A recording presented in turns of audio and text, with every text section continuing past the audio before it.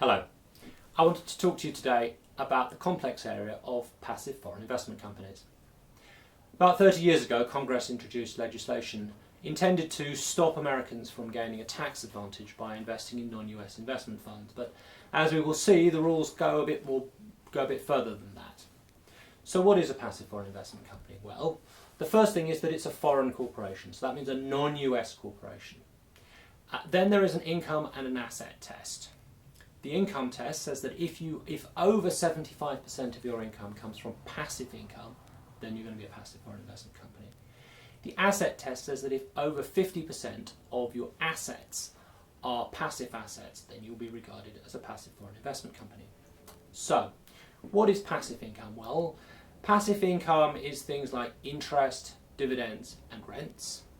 Passive assets are assets like cash, bank accounts, stocks, bonds, land, and most rental assets. Now, there are a few exceptions to those, but they're fairly complex and technical.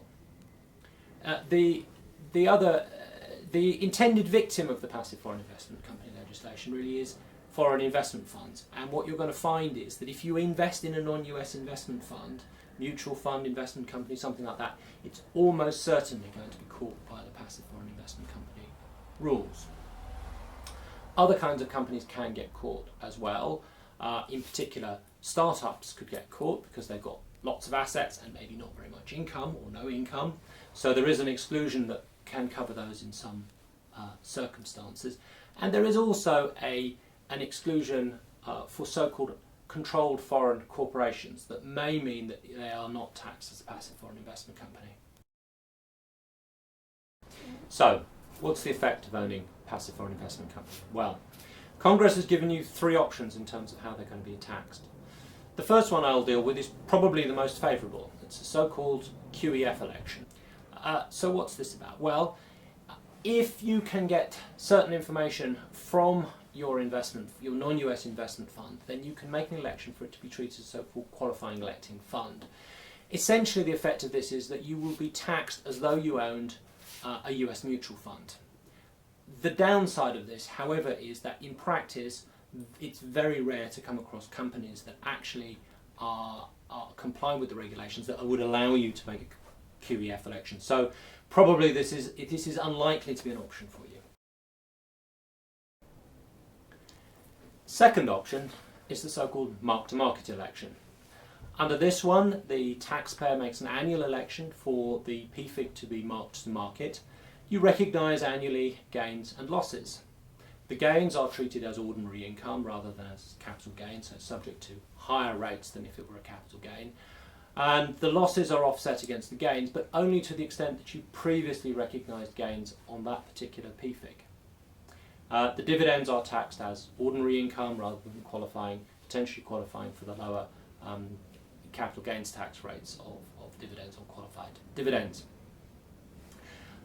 So this one is considerably better than the default election, which I'll talk about shortly, but is probably not as good as the QEF election. However, in order to make this one, the stock needs to be a publicly traded stock. You need to have market prices in order to market to market annually. If neither of the first two options are available, then you're stuck with the default regime.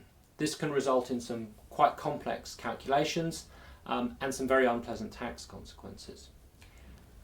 As I said, the calculations are quite complicated, but briefly what happens is in the calculations you attempt to identify a so-called excess distribution, and that excess distribution is then allocated over your entire period of ownership of the stock. And then that gain is then taxed not at your normal marginal rate of tax, but instead at the top rate of federal income tax in application for that year. So currently that would be 39.6%. To add to that, you then apply an interest charge to the tax allocated to prior years. So for example, if you had a gain that a stock you'd owned for 10 years, part of that tax charge would be allocated to 10 years ago. You would face a 10-year interest charge on the portion of gain allocated to 10 years ago. And this can result in some quite harsh tax results. PFIC reporting. Income and gains from passive foreign investment companies are reported on Form 8621. And generally speaking, you're going to need to complete a separate 3-page form for each fund that you own. Certainly that's the case if, as a single person, or filing separately, your total holdings of passive foreign investment companies is more than $25,000 or more than $50,000 if you're filing jointly, then you need to report on all of the passive foreign investment companies, even if they didn't do anything during the year in question.